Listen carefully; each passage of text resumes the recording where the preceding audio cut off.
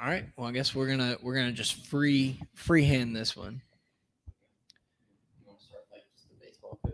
I I got it. We're just gonna throw stuff at the wall and see what comes back. Okay. Yo, yo, yo, welcome back to the Out the Box Show. I'm John Wallace alongside my co-hosts James Luffy and Rory Luke. The boys are back in town. The boys are all together again. It is so great to see you guys' faces, both of y'all, each and every one of you. I haven't we've kind of seen each other here and there, but it's been kind of quick. We haven't really gotten to chop it up in a while. Luffy somehow managed to take a month vacation from podcasting. Whenever we took the oath of podcasters, I did not think that you were going to be able to pull it off, Luffy. And you tried to pull it off again tonight. You tried. Last week your notes weren't together.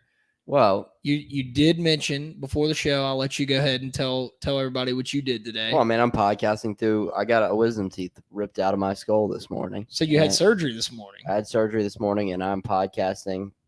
Not even 12 hours later. People don't understand. He's playing hurt. He's not injured though. He's hurt. They don't understand the life of the podcaster. You're like Baker Mayfield with his broken ribs. You're like Rocky when he was fighting the Russian. You're like all the greats that have sustained injuries. And I mean, who wouldn't be fresh after coming off a 3-week vacation? Where were you, in the Swiss Alps, or were you in the south of France? I wasn't really on vacation. I was moving my girlfriend. So if you want to call that a vacation, nice. And then the week before I was on vacation, I went to the beach. Nice, yeah, nice. And last night, or we were gonna record last night, but you had a nice dinner with your family. My mom was in town. We're a family podcast. We are family. We adapt, and what better way to adapt than to have a special Friday episode to bring in the off the charts segment. Also, if you think about it, it's the summer. What's the difference between Wednesday and Thursday recording? There's nothing this weekend that pressing. Honestly, glad that we did wait because there was some breaking news today. Yep, there was some breaking LSU baseball news. It's almost like you knew. Yeah. Well, we're going to get to all that breaking LSU baseball news. The off the charts segment is back. It's the official start of football season for me. I'm excited. Luffy finally got his notes together. That's kind of what happened last week. We kind of pushed it off, and we didn't feel like we were ready to perform. And if you're not ready to perform, why would you get on stage, right? So now we're ready. We're ready to go. It's going to be a flawless segment. Got kind of some miscellaneous news. Our boy fought off a protester in his annual event on Monday. Like you said, a little LSU baseball news and a few other miscellaneous things we'll get to, but some recruiting, some LSU football recruiting. Yeah. Like I said, it's just great to see y'all. I'm glad we're like back together. The boys are back in town. But that's the outro. That's it. I already came up with it. But in the same way that seeing y'all for the first time, all of us together in about a month, is one of the greatest experiences of my life, getting Blaine Loop to be your realtor is also one of the greatest things you can do in your life. Blaine wants you to know he wants to be your friend, your neighbor, and your agent. He wants to help you out to buy a home. Blaine is my realtor. He's my realtor. I've used him. He's on official documents that have been signed and sent to the clerk of court's office? Clerk of court's office, Rory. Yeah, probably. Yeah. Clerk of court. Yeah. That's what we're going with. Blaine Loop is your realtor. Blaine wants you to know that there'll be fines filed in the mortgage. Was it a mortgage or no? It was a mortgage. It was a mortgage. It was filed in the mortgage records. Sure. Yeah. And you know what I'm going to do in the House Always Wins segment? Mortgage pick on the mortgage that I just got through Blaine Loop with Keller Williams Realty. But make sure to call or text Blaine Loop at 504-858-0031 for all your housing needs. Blaine is the man. Blaine is a nice guy. Blaine got engaged a while back, and he is ready to help you out. Call or text Blaine Loop at 504-858-0031 for all your housing needs. Also, want to give a huge shout out to the Boot Crew Media Network. Boot Crew Media Golf Tournament, August 12th. First thing in the morning. There's still spots available. Make sure to sign up. We're kind of talking about it. Luffy's afraid that if he goes and wins the tournament, that people are going to say it's rigged. So we're trying to get a team together, but we're trying to find guys that aren't as good as me and Luffy to be on our team, so that way nobody could claim it's rigged. Boot Crew Media Network, bootcrewmedia.com, and on social media at Boot Crew Media. All right. I think what we should kind of do is chop up the miscellaneous stuff. Let's just kind of get through it. There was a lot going on as it relates to the LSU and the Out the Box podcast in the last couple weeks. But I think it's only fitting to start out with the news that broke today. I think it broke around 3:30, 4 o'clock, maybe 4:30. I wasn't really looking at the clock, but Jay Johnson has filled out his coaching staff. He poached assistant coach and recruiting coordinator at Duke to come on over to kind of round out his coaching staff as he's also dominating the transfer portal, and we'll kind of get to that as well. But what do we know about Josh Jordan, LSU's new recruiting coordinator and assistant coach? Well, I mean, he's from Duke, and Duke baseball is they've been on the up. I want to say they won the ACC this year. And they've been a solid program, really. Yeah.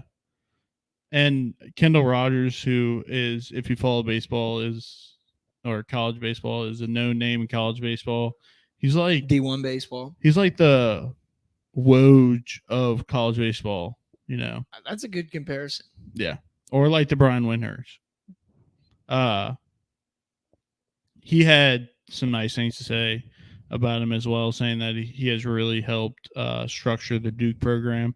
And really, by the looks of it, do we even need a recruiting coordinator? Probably not. Okay. No, it's just extra. That's a great way to look at it. And the reason you say that is because Jay Johnson's been on the recruiting trail. He's really more in the transfer portal, recruiting guys through there and whatnot. And he's lapping everybody as far as putting in the work in the offseason goes, considering that you have guys like Morgan and Dylan Cruz coming back, and then just adding to that. Obviously, like we said, there was a lot of transfers that have been leaving the program, but I don't think anybody could say that Jay Johnson hasn't been putting in the time and the work. And to get a guy at an up-and-coming position, a guy that – and that's what Jay Johnson is, right? Jay Johnson he's ascending, right? He was ascending, and he finally got his big break at LSU, right? So to hear Scott Woodward on the Colada show kind of reiterate the same things that we knew about Jay Johnson already at this point, like, it's not about getting this big flashy name. It's about getting this upcoming guy who's willing to put in the work and the time to beat everybody. And that's where you win nowadays, regardless of whether you like it or not. That's where you win. And I'm a fan. I'm a fan of what Jay Johnson's doing, like we've been saying, and I'm also a fan of the hire, getting an up-and-coming guy to come in and make some power moves and help him out. Yeah, we got a lot of J's going on in the coaching staff. Good. Jay Johnson. Jay's Josh the best Jordan. letter of the alphabet. It is. I like that. I like that. Yeah. Sorry. No J's in my name. Rory. Well, your son's name, John James. But yeah, that's true. John, yeah. I couldn't remember if that was the first or the last name. Did we ever reveal the last name? No, not yet. We're saving that. We're gonna save that. Okay. Yeah. For when he comes out. Last name's probably the most up in the air name out of the big three. The first, the middle, and the last. That's really the biggest. The last is the one that you really have to decide on. Yeah. That's when it's gonna go on the back of his jersey, his LSU football jersey. Hopefully. So, all right. So, it seems like this is a good hire and whatnot. Do you want to kind of talk about a few of the guys that have transferred since the last time? Rory, me and you kind of mentioned a few a couple weeks ago on the epised, but I don't even think Drew Bianco leaving the program. He is headed to Houston. Mm-hmm. I think a lot of people thought maybe he might go play for his dad at Ole Miss, but it's probably a little hard to do that when you're pretty much a fifth-year senior, and Ole Miss just won the Natty. Yeah. So I did I did too. I mean, I know that originally they were like none of the kids were gonna like play for him, but I kind of thought it was a situation where it was like it's last year, and they'd add him to the roster and just like have him be kind of like he was for LSU, like a team guy, but I guess not. I'll be honest, Drew Bianco. Say what you want about him. His batting average, I think, was a result of him not being in the lineup consistently over his 4 years at LSU, but the dude gave the time to the program. The dude played almost every position on the field, I believe, except pitcher. He is a leader on the team, regardless of like his statistics, right? I think he was. If you had to model an LSU baseball player, as far as like character and willingness to do whatever it takes to help a team win, I think Drew Bianco would be a great mold of that. Yeah, I mean, he's the ultimate utility guy this year, playing pretty much everywhere. Helped out at the end of the year when, we kind of went down with injury and different things like that. But still, I mean, important piece. And you're kind of sad to see him go because of the energy that he brings in the dugout and the speaker and stuff like that, the gritty. Man loved to gritty. So... And I think he introduced beards to the LSU baseball program too. There was a long time where beards were not allowed. Yeah.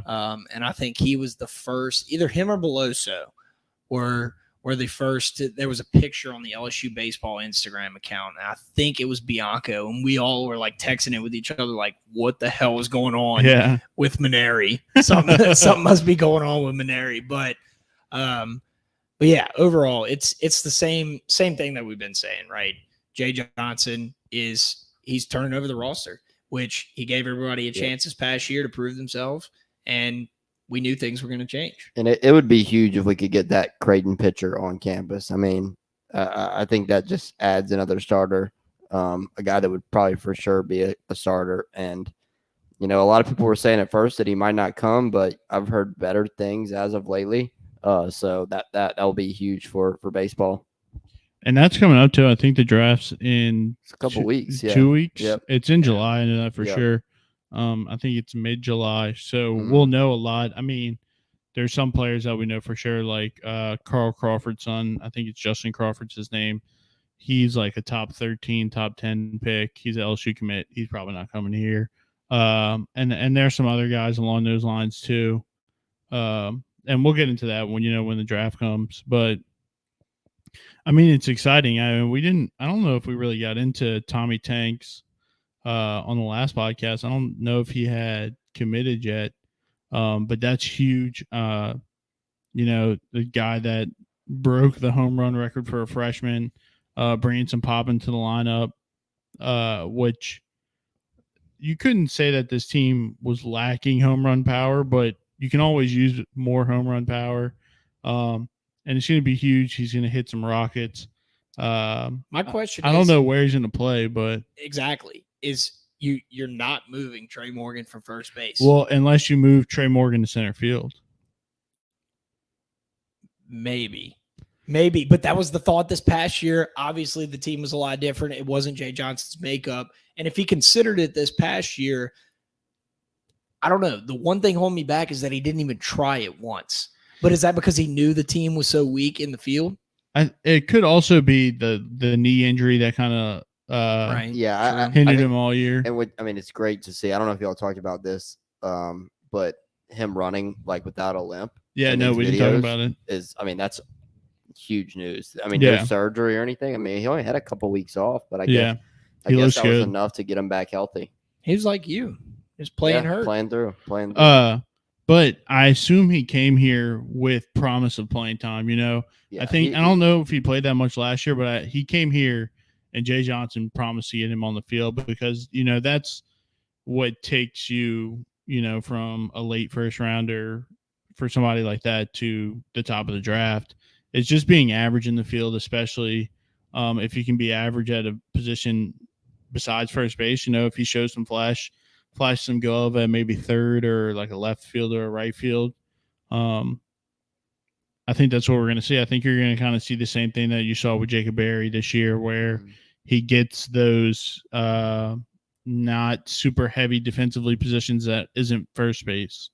but he also might get first base. So, but the thing is that Trey Morgan, you can put him anywhere on the field, right? So knowing that, well, probably just outfield. I feel like what I'm trying to say is that I think Jay Johnson's going to be more willing to experiment with Trey Morgan out in the outfield or wherever, as opposed to this year. Like now we were questioning why Trey Morgan wasn't being, experimented with in the outfield at the beginning of the season. Then as the season kind of started to unfold, you're like, oh crap, we need a guy that can jump with a 35-inch vertical and have no like actual hamstrings to rip whenever he's scooping balls out the dirt, right? Yeah. And I mean the whole infield's going to look a little different this year. It's kind of been revamped, and it almost looks like, especially if you have Tommy Tanks playing third, you got 2 transfers in Jordan Thompson. There's an odd man out there. So, and transfers aren't going to come to LSU when maybe they weren't promised playing time, but they're not going to come here to ride the bench. Those kids came to play. So it'll be interesting to see. And depth, like we've said a bunch of times for baseball and football and everything like that, with the quarterback and Jaden Daniels coming in, depth is never a bad thing to have. You can say, who's going to play or whatever, but having multiple guys is never a bad thing. Unless you get Arch Manning and you add him to the quarterback room, that is that already too stacked, bad. right? Yeah. Nobody wants that. Right. All right. Let's get to our boy, Mr. Joey Jaws. Chestnut. Before we do that, Luffy, do you want to tell us about Workbox? Do you remember the ad read? Have you had time to forget it, or how could you ever forget Well, it? actually, I was on the way home from picking up some food this evening, and I heard Jimmy Ott's Game Time ad read, and it was a Workbox ad read. I don't know if it was as good as mine. Honestly, I don't. I tried to do it 2 weeks ago, and I was like, I even though I know what you say, I could probably recite what you say word for word. Like I'm pretty good at picking up on that stuff, but I felt like I butchered it after I did it. That's like when me and Luffy just did an episode by ourselves. Like we listen to you do the intro every time, but we're all separate pieces that only fit together, right? It's a cohesive group, right? So if one of the pieces is missing, you're like, we don't have the right piece to finish this damn puzzle. Yeah, I mean, if you need anything, John, you call Workbox. They have the cleanest porta potties in the business. That's guaranteed. They also have storage containers. They have roll-off dumpsters. If you're redoing a house, if you're building a house, if you're tearing down a house, they have portable offices. You have to call Workbox LLC. Again, cleanest porta potties in the business. They also have the big luxury restroom rentals. You have to call Workbox LLC at 225-343-4886. You got to ask for Martine, too, because Martine's always working. He's always grinding. You need a dumpster. You need porta potties, storage container, portable office, luxury restroom rentals, roll-off dumpsters. Call Martine at Workbox at 225-343-4886. They're just there to make your life easier. I feel like what you just said, like you kind of, whenever you were starting the ad read, you said call them for anything. I thought about that too. Like, I think if you called them and you said, "Hey, my cat's stuck in the tree," like Martine will show up the tools with a ladder to be able to help you get it out. If you were in jail, do you call Martine or do you call Blaine? Or do you call you, Esquire? Don't call me. Not yet. Not yet. Not yet. But like, if October, you're like 17th, you might be able to call me. October 17th. Is that a date we need to look I don't out know for? I don't know the exact date. Would you be mad if we called you on October 17th in the middle of the night? Yeah, and because woke your kid up. It would not woke John be, James up. The grades would not be out yet. Oh, that would be the date that grades come out. Either Actually, way. no, grades come out like October 7th. October 17th is when I get sworn in. I pass. Oh, when you check in, like for your flight online, are you gonna make sure they have Esquire on your ticket? Because sometimes I'll just put that on mine. Are you gonna put doctor? Are you gonna Yeah, get I put all sworn kind of in stuff on like are you going to take another oath besides the one that we took to do the podcasting oath? podcast? Yeah. No, never. Well, I might have You to have take, to. Yeah. You're going to be faced with a tough choice in the coming months, sir. I don't know if those oaths conflict. Is that a conflict of interest? My podcast oath, Luffy in the bylaws when we wrote the bylaws. Freedom of speech. So that's all I know. Well, yeah, that was rule number 1. Attorney 101. That was rule number 1. You can do whatever you want. All right. God, it's great to be back. All right. Joey Jaws. Find that so I wasn't able to watch it like live. Okay. I was helping clean the boat. I was actually down in Bay St. Louis. I was helping clean the boat at my buddy's camp. I wasn't able to watch it. When I saw, the first thing I thought when I got the ESPN notification was it said Joey Jaws Chestnut wins his 15th mustard belt, downing 63 hot dogs. For me, every year, nobody roots for Joey Chestnut to win the mustard belt. It's a given, right? Yeah. When I saw that, my first reaction was there has to be a reason. There has to be something that happened that I mean, you don't just fall off 10 HDBs in 1 year. Or I think his record's 74. You don't fall off 11 HDBs. And it was last year. He set the record. I did know before. I was kind of perusing Twitter before. I did know that he was on crutches. Yeah. He was on crutches. Playing hurt, not injured. It looked like he broke his leg. Everybody's playing hurt. I love it. I knew something was up. And as soon as I saw that, you go to the Twitter sphere and you wonder, you're looking for the video and it wasn't out yet. And I was like, it was killing me inside that I couldn't figure out how he dropped off. Yeah. Right. And then you see it and you're like, is he? You're like, I would definitely eat 10 less hot dogs if what happened to him happened while I was trying to eat. He was on his 17th hot dog. This dude runs up and bumps into him. Obviously, the guy got right up next to him because all the cameras are on Joey Chestnut. How does that even happen? That's what I'm kind of confused about. Well, the thing is that you can see some protesters in the back. Yeah. I feel like I feel like they allow people to do that because there was one protester standing in the back that wasn't like bothering anybody or anything, but he was holding his sign up and he was like, if you go back and you watch the playback, you got the eye in the sky doesn't lie, Rory.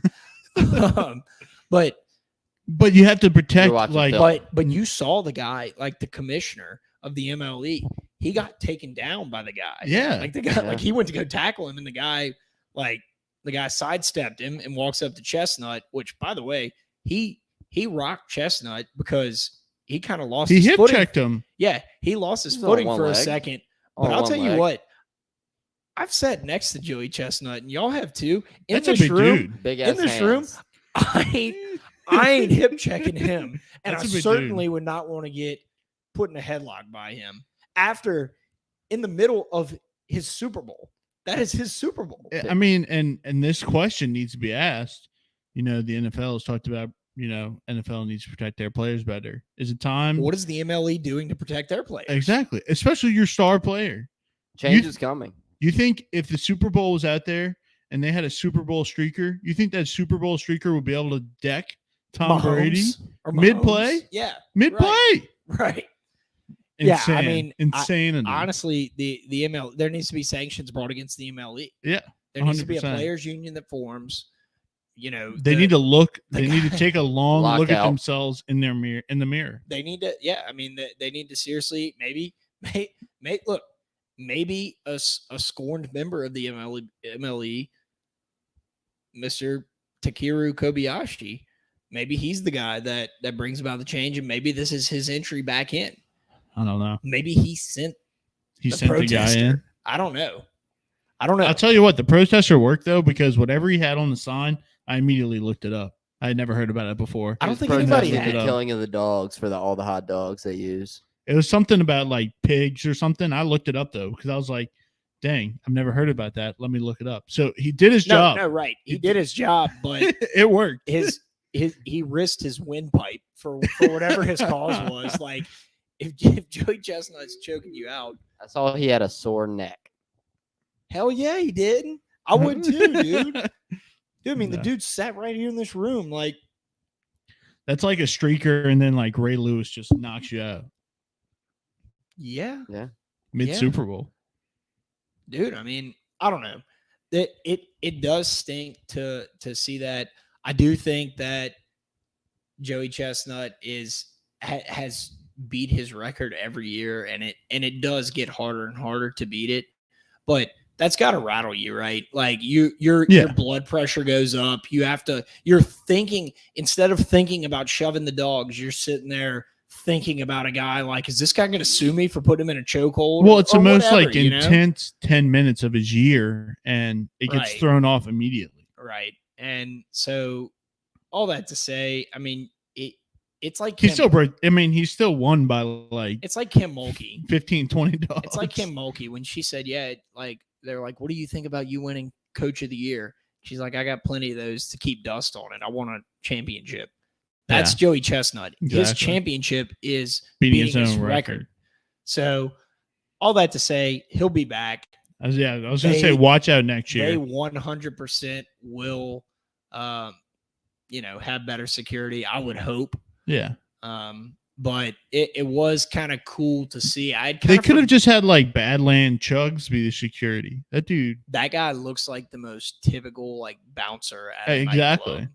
He looks like I would not try to sneak into a club. Also, what is he? Door. They do like 2 liters or like it's like 2 gallons of lemonade or something. That sounds awful.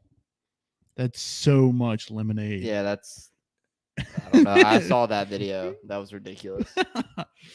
Hot dogs is way worse, but but the lemonade's not much better.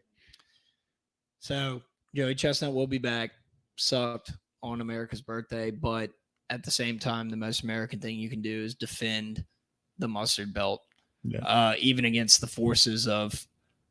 It could also be an argument I wouldn't call the guy evil that ran up there, but against the forces that Moscona did a segment like 30 minutes going off on that guy, the protester, how he would have beat him up and stuff. It was pretty funny. No, I mean, Joey Chestnut, he was, and this is the last thing I'm going to say on this. Joey Chestnut was faced with a choice right there. The fact that he put him in a chokehold and went back, and after that ate 44 more hot dogs. Yeah. Is pretty damn American. It is. So shout out that guy Joey must Chestnut. Have not seen Joey Chestnut beforehand, because knowing how big that man is, like I guess you're going for the camera, but what if he bit him? What if Joey Chestnut bit him? Dude, he could have literally bit the guy's hand off. Yeah, and that guy was a little guy. Have you seen the guy's teeth? There's a question as to whether Joey Chestnut, if he bit him, is that battery with a dangerous weapon? Is Joey Chestnut jaws a dangerous weapon? I'd consider him. There's a question to be asked. All right. Yes, like we said, Joey Chestnut will be back next year. All right. Y'all be thinking of the next segment while I read this fantastic ad read from DraftKings. I've been betting a lot on DraftKings lately, and I've actually been doing average. I've been winning as much as I lose, so I'm only slightly losing every now and again. But the thrill is in the fight, right?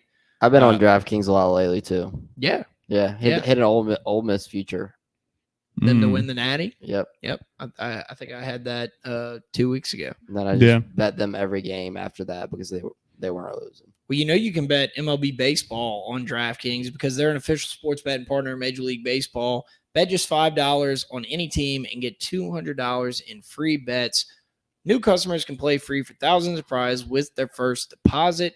Download the DraftKings Sportsbook app now. Use promo code BOOT, B-O-O-T. Bet just $5 and win $200 in free bets if your team wins their game. It's promo code BOOT at DraftKings Sportsbook, an official sports betting partner of Major League Baseball. 21 plus restrictions apply. MLB trademarks used with permission. See show notes for details. Okay, All right. I thought about it. I think we should do. I'm gonna do a quick recruiting before. Yeah, that's what I was thinking. Like quickly before we start off the charge. Let's do it. So we didn't really have many recruits in the class as of a couple weeks ago, but this past week it's taken off. A lot of D linemen. Joshua Mickens, 4-star, big 6'5", defensive end from Indianapolis, and then Deshaun Womack, 6'4", 220. D end. I think he's 218 nationally on Rivals, third player in the state, 22 in his position. Jackson Howard, tight end, big tight end, 6'4", 245, 96 nationally, top 100 player. Jeremy Hughes, cornerback from Las Vegas. That was today, huh? Yeah, that was today. Committed.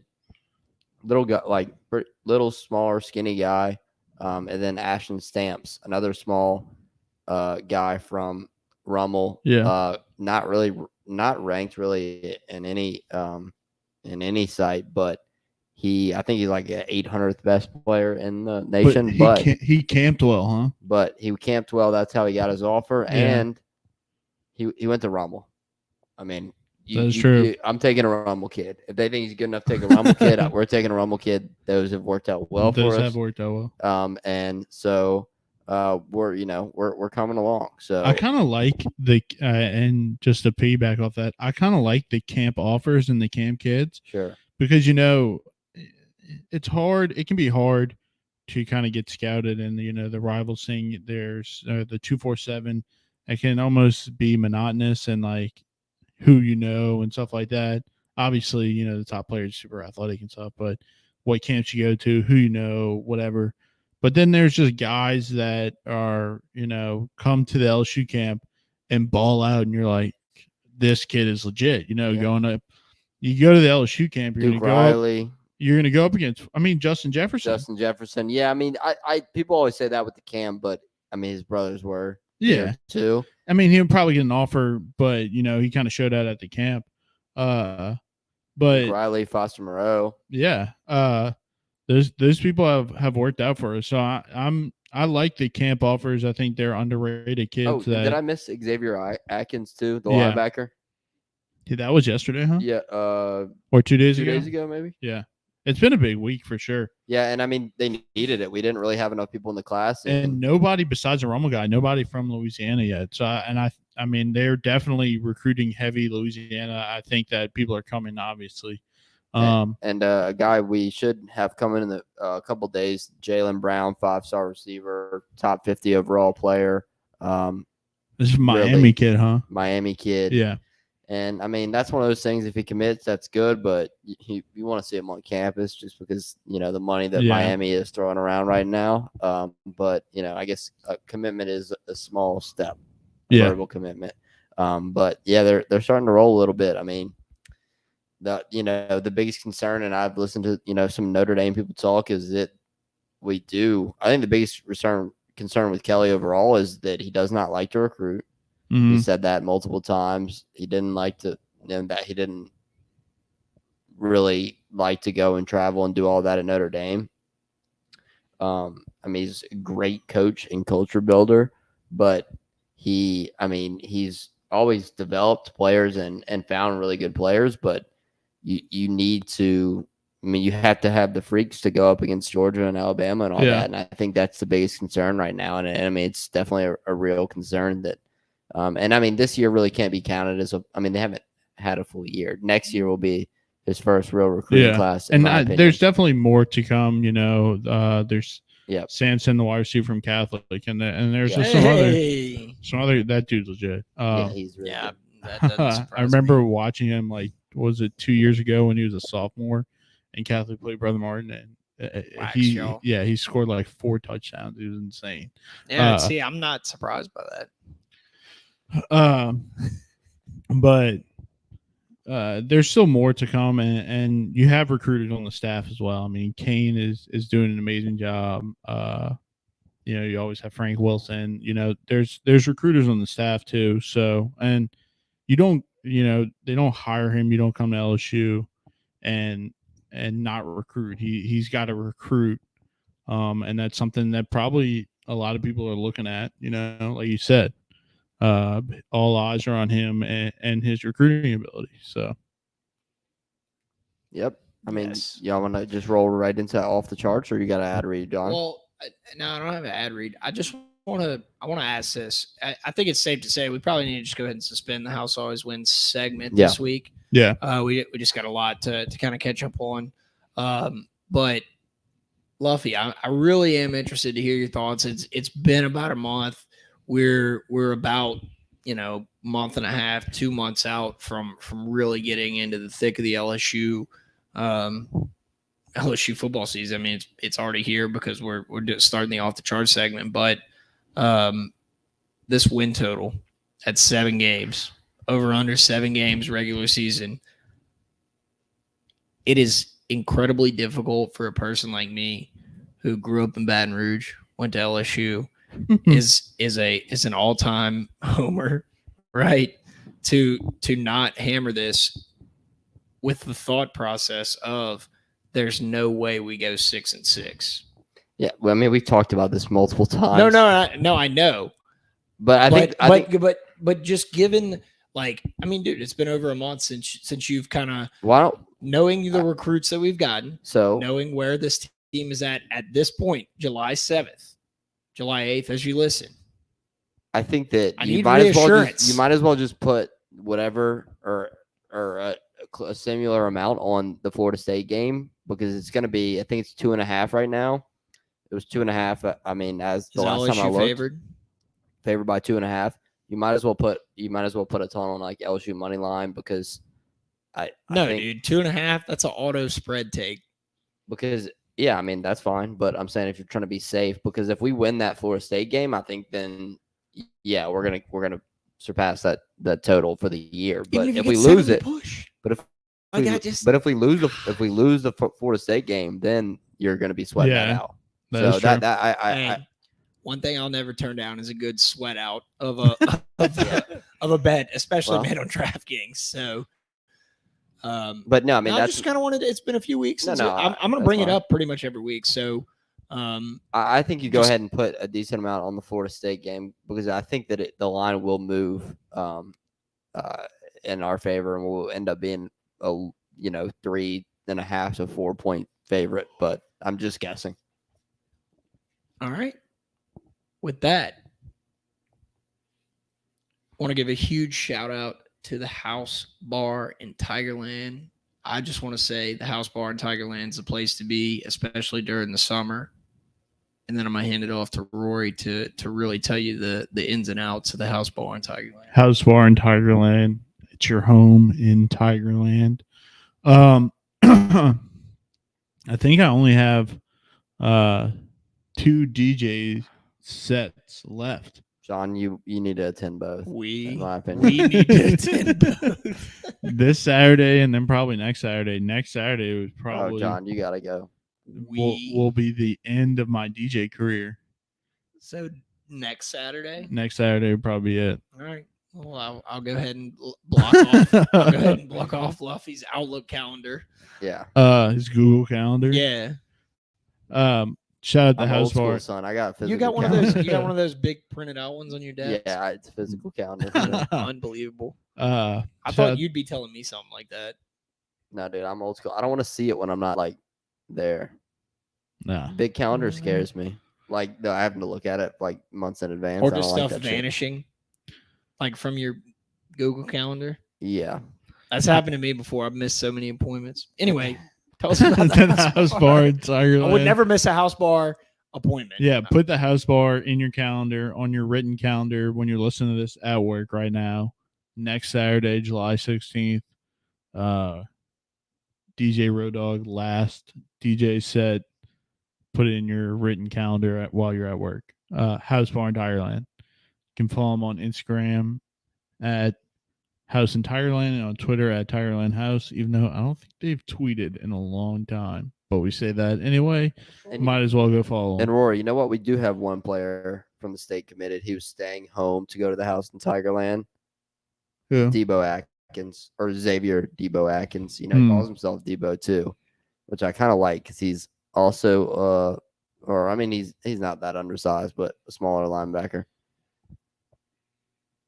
Hey, also, I almost forgot. So these were some texts I got last week. Quick little out the box inbox segment. Haven't had one of these in a while.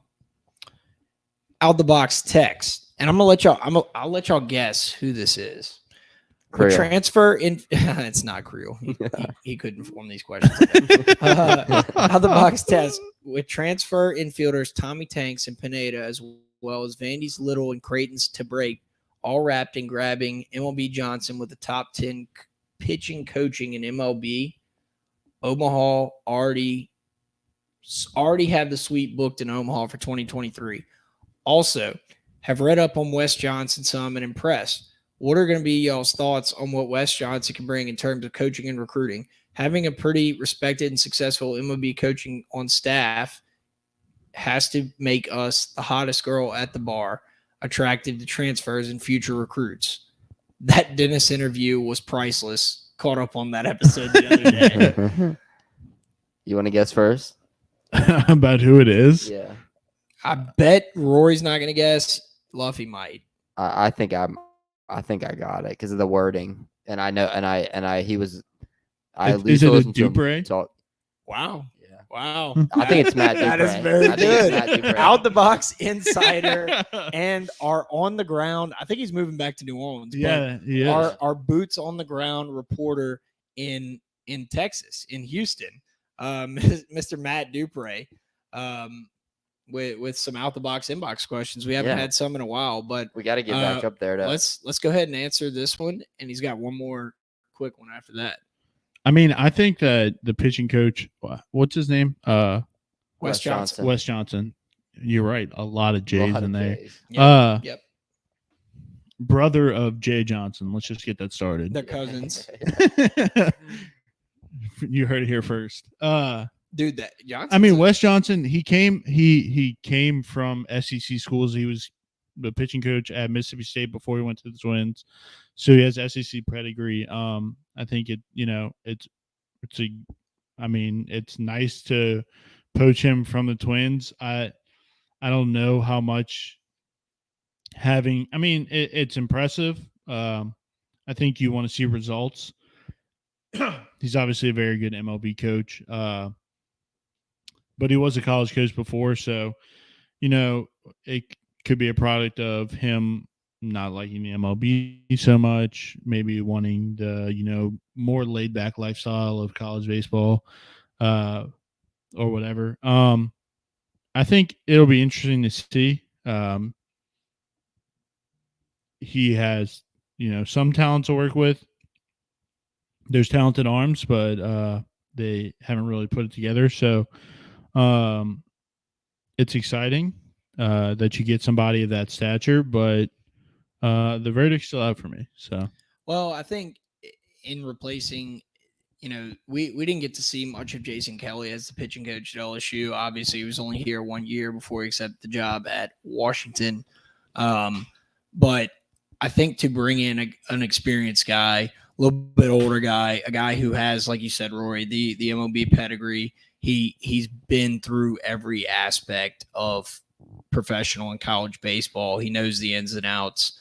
And I think what Jay Johnson needed there, even just to have a guy with experience, not necessarily as it relates to pitching, but just to have a kind of a veteran guy come and join your staff, I think can only help, right?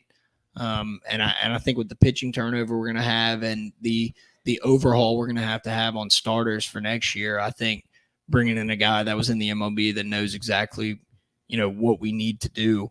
I think it's a very interesting move, but I like it. I also, quick thing. I also like, there's a lot of information that the MLB brings, analytics and different things like that, that a lot of MLB programs use, analytics on batters and stuff like that.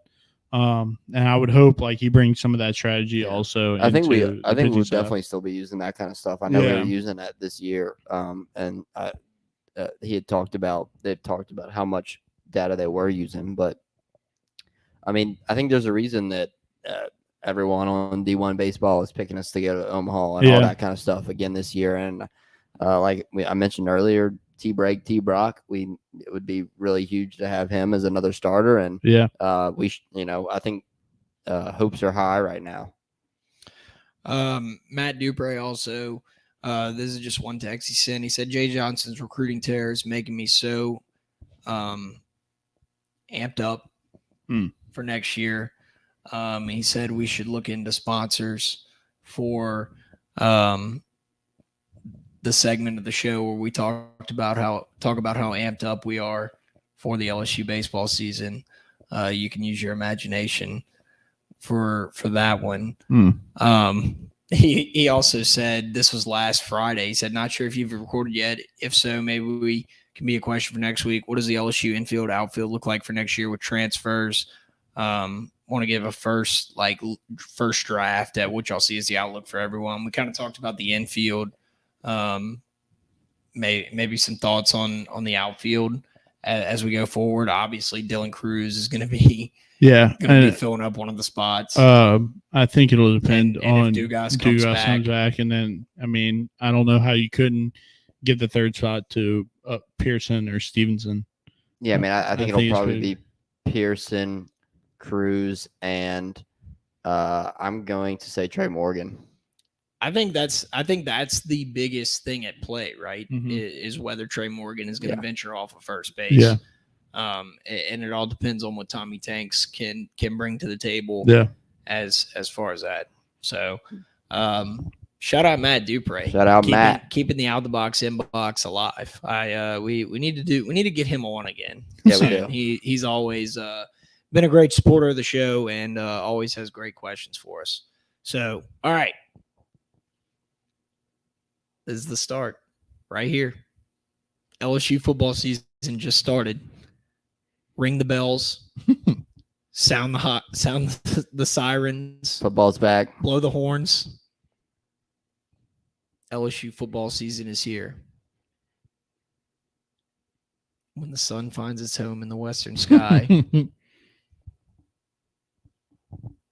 you better be running. All right. Off the charts. Our famous segment is back. We are going to break down a different position group every single week until football season officially starts. It already started just now. This week, I think Rory and I kind of decided that we were going to do special teams. That's the right way to kick it off. Luffy has spent the last month compiling his notes. I did have my notes for the record about on just the special teams. Yeah. He hasn't looked at any other position. He watched every Slade Roy punt. I did go back over the last 3 years. He's watched every special teams play that LSU has made in the last quarter century. He watched that Tyrann Mathieu punt return back at least like 16 times. So I just said quarter century.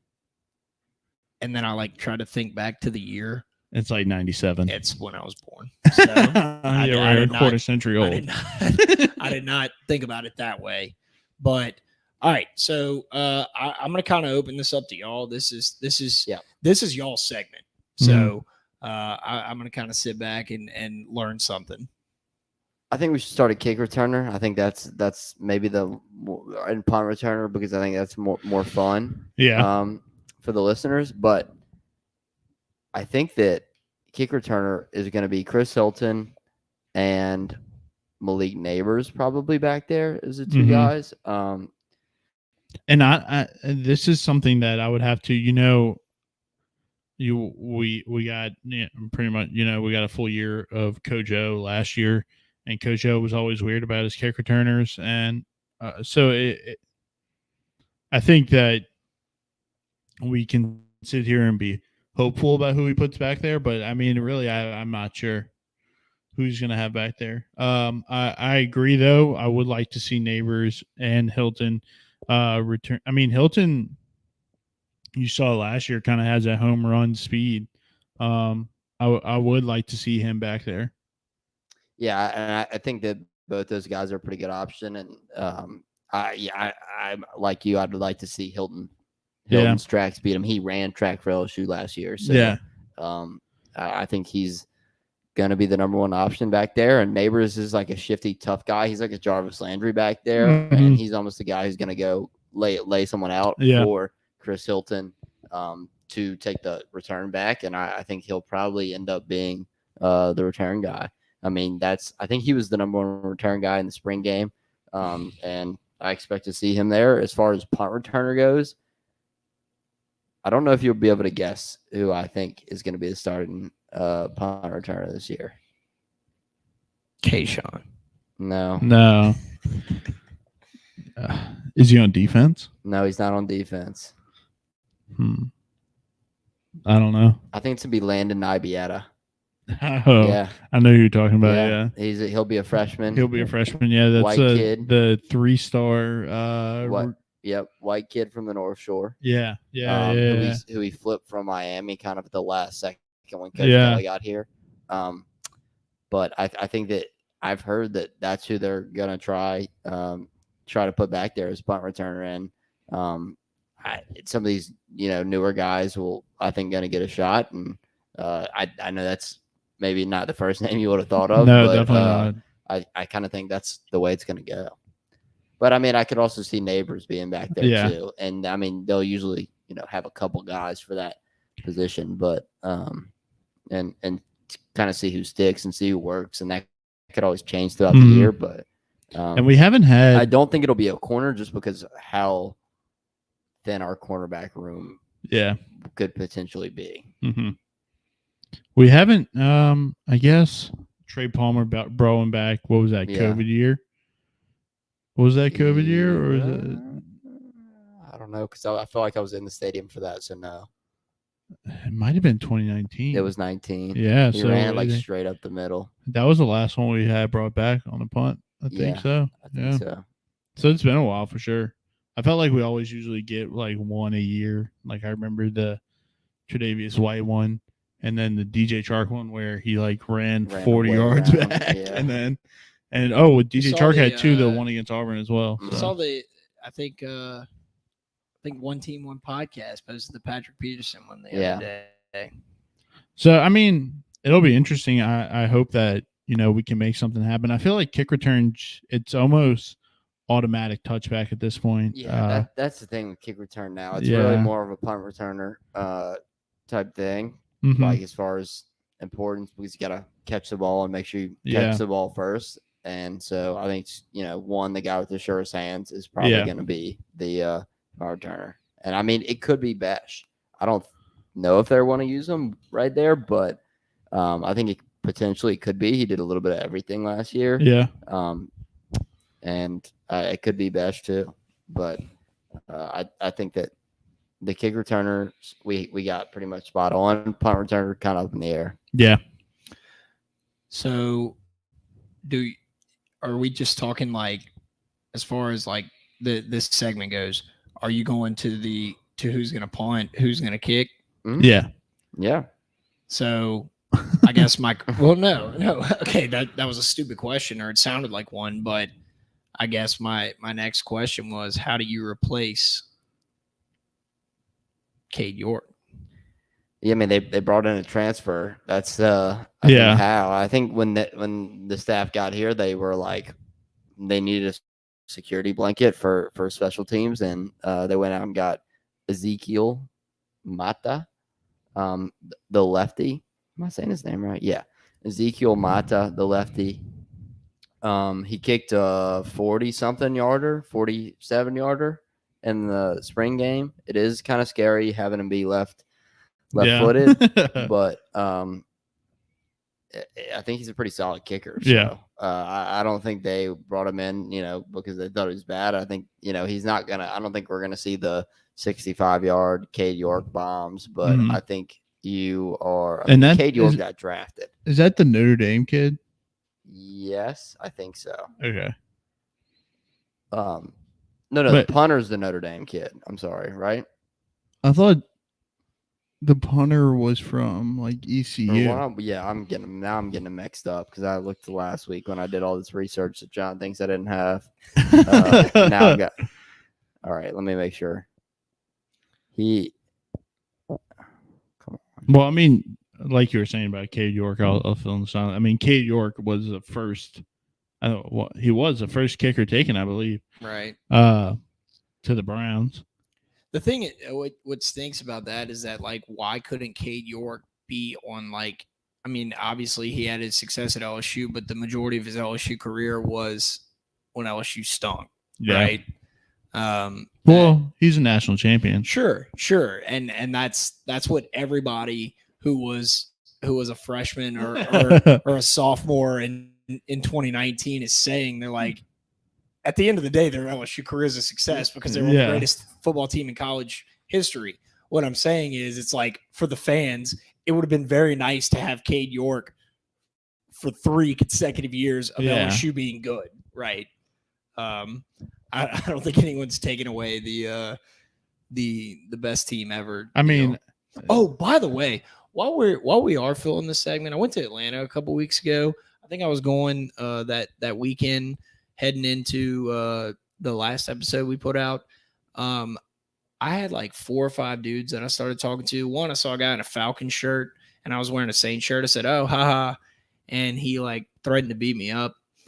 And then it ended. He came up to me. He goes, "Dude, I thought you were like trying to pick a fight." I said, "No, I was just pointing it out." I was like, "Yeah, I got a Saints shirt on," and we started talking. And he ended up buying me a beer, and then all of his buddies ended up being like Alabama fans and whatever, and they were like telling me, "Oh, LSU's not the greatest team ever."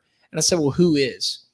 And he said, "The 2020 Alabama team." Dude, no. And no. This gets worse. This is not only was it a COVID year, and you can't really quantify or count anything. No. He goes, "Which team had more SEC wins? 2019 LSU or 2020 Alabama?" And I'm telling you, I looked at him and I said, "You're joking, right?" I looked at him and he goes, "No, I'm not kidding at all." I said, "Dude, I still can't tell if you're joking or not. I cannot take you seriously." You should just say, which team had more wins? I said, "It was a COVID year, you dumbass. Every game was an SEC game." Yeah. Anyway, I ended up working these dudes. I wish I could hear their conversation like with their boys the next day. Like, you know how it is at the bar or whatever. You start talking, they're like, "Yeah, this dumbass LSU fan and all that."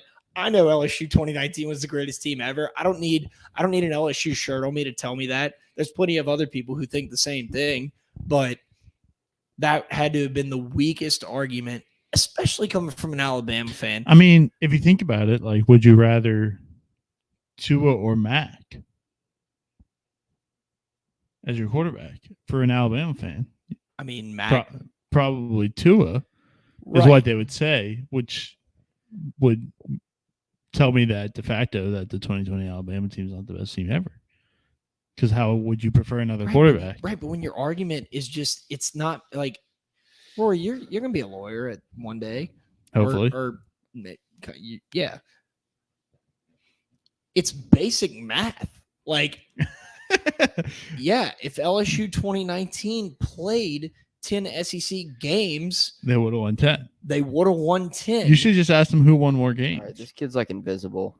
I wish I could find that. I wish I could find that dude that gave me that argument. He ended up buying me a beer after, which was cool, but and that was after I'd offered to buy it. I was like, "Yeah, you buy mine and I'll buy the next one." And then I left the bar after he bought me one. So big brain move. Yeah, I mean, it was he was never going to find you again. He thought me and him were going to go get breakfast the next morning. All right, I can't find anything on. He went to like some small school. I mean, it's impossible that you can't Google Google him and find out. But we'll go to punter now. I'm pretty sure Mata's going to be our kicker. I don't think there's really anybody else challenging him at the moment, but I think there is a battle at punter. It's between Jay Bramlett, who punted at Notre Dame last year, averaged 41 yards on his punts, and he is from actually Tuscaloosa, Alabama. They brought him in. He was the Notre Dame guy. That's it. I guess that's what the I was punter. thinking. Yep. And then I thought the other kid went to some small school, but I can't find it. The Mata kid, and it is between Peyton Todd, who was like the 5-star punter coming out of high school, or not 5-star, but top ranked punter coming out of high school. Assuming they'll battle it out for that exciting position. I mean, you have to have a good punter though. I mean, it's very important. Ask Von Rosenberg. Yeah, you have to have a good punter. I'm always big on having a good punter. So, all right, over under 0.5 fakes this year on special teams. Is Brian Kelly a faker? I think we'll probably have one. You think we have one? One good fake. I'm saying 0. I as much as I love it, I'm all for the fake, but Brian Kelly just does not. And you know, I haven't watched enough Notre Dame football to know if he's a good faker or not. But I know he's not the Mad Hatter. Like, I was about to say, is Les Miles maybe the all-time greatest special team faker? He's up there. I mean, he's got to be top 5. Yeah, he has to be. We think Sean Payton every is week just for the onside kick in the Super Bowl. Every week we had a different fake that we practiced that week. That's crazy. Every week. I wish there was more. It was a different fake for the week. It was more prevalent. Like, I wish more coaches thought that way. Like, also, how does Florida fall for the fake twice? Almost the same one. Yeah, but I mean, dude, it's crazy. one was just a bounce pass. Yeah. You want to talk about long snapper, Rory? Your favorite position? Honestly, we don't have a Buford high long snapper anymore because on LSU's website there's one, and it's Jonathan Ferguson that's listed, but I think there's somebody else that's just not on there yet who's going to be the long snapper. Yeah, I think they have a transfer coming in. Yep. So that's probably why he isn't on there yet, but you know, that'll do it for most important position on the field. Off the charts. All right. Anything else? I guess next week is defensive backs. I'm down for that. DBU. That's a big position. It's gonna be interesting considering the turnover and whatnot. Is LSU still be DBU? Yeah. We'll debate that next week. All right. All right. Thank you guys so much for listening. It's so great to be back all together. The boys are back in town, like we said.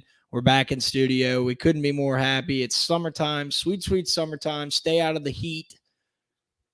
But we couldn't do it without you guys. Thank you guys so much for listening. Shout out to all of our sponsors: House Bar and Tiger Lane, Workbox LLC, Blaine Loop with Keller Williams Realty. You also want you to know that Keller Williams is an equal opportunity housing partner. Each office is independently owned and operated. Workbox LLC. Did I say them already? Doesn't matter. I'll say them again. Workbox LLC, DraftKings, and the Boot Crew Media Network. Lovey, thanks so much for playing hurt. I know the fans are really going to appreciate it. You're welcome. I got to get some water. I'm like dying right now. Also, don't we still have hats for sale too? We do. Text us. There's some people that we have hit us up. We need to hit back up. So we'll do that as soon as we wrap up.